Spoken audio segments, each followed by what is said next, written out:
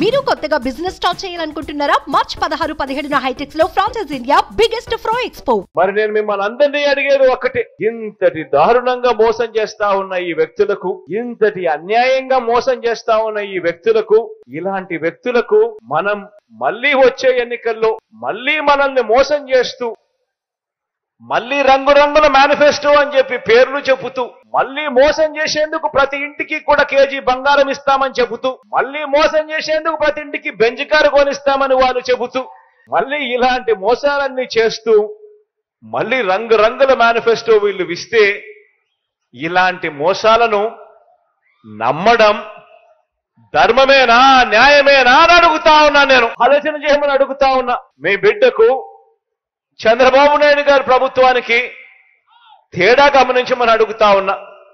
మీ బిడ్డ ఒకవైపున మేనిఫెస్టో అనేది చెబితే, 2019లో ఒక మేనిఫెస్టో అని చెప్పి రిలీజ్ చేస్తే, ఆ మేనిఫెస్టోను ఒక బైబిల్గా, ఒక భగవద్గీతగా, ఒక ఖురాన్గా భావిస్తూ ఏకంగా 99% హామీలు అమలు చేసి మీ దగ్గరికి వచ్చి మళ్ళీ మీ ఆశీస్సులు అడుగుతా ఉన్న మీ బిడ్డ ఒకవైపున ఉంటే, మరోవైపున పచ్చి మోసగాళ్ళు, పచ్చి దగాకోర్లు, పచ్చి మాయా మాంత్రికులు మరోవైపున ఉండి యుద్ధం జరుగుతా ఉంది. ఆలోచన చేయమని అడుగుతా ఉన్నా. ఈ యుద్ధంలో మీ బిడ్డకు మోసం చేయడం చేత కాదు, మీ బిడ్డకు అబద్ధాలు చెప్పడం అంతకన్నా చేత కాదు. మీ బిడ్డ మిమ్మల్ని అందరినీ కూడా కోరేది ఒకటి, రాబోయే రోజుల్లో ఇలాంటి అబద్ధాలు, ఇలాంటి మోసాలు ఇంకా ఎక్కువ వింటాం, ఇంకా ఎక్కువ చెప్తారు.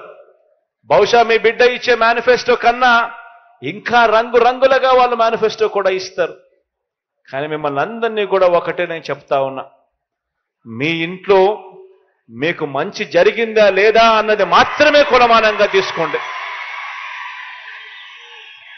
మీ బిడ్డ ప్రభుత్వంలో మీ ఇంటికి మంచి జరిగి ఉంటే మాత్రం మీరే మీ బిడ్డకు సైనికుల్లా, స్టార్ క్యాంపెయినర్లుగా ముందుకు రండి అని చెప్పి మిమ్మల్ని అందరినీ కూడా పిలుపునిస్తా ఉన్నా.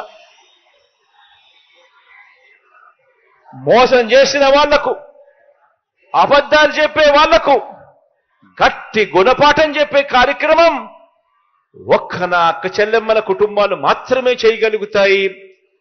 ఓటు అనే ఒకే ఒక్క దివ్యాస్త్రంతో మాత్రమే చేయగలుగుతాము అని గట్టిగా చెప్పండి అని కూడా ఈ సందర్భంగా మిమ్మల్ని కోరుతా ఉన్నా. రాసిన వాగ్దానాలు, రైతులకు రుణమాఫీ పైన మొదటి సంతకం చేస్తానన్నాడు.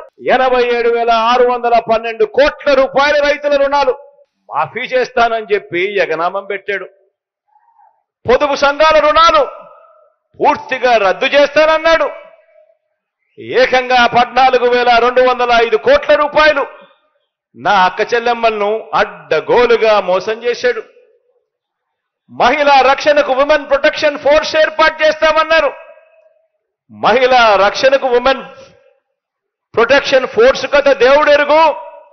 విజయవాడ నగరంలో ఏకంగా కాల్ మనీ సెక్స్ రాకెట్ నడిపించారు.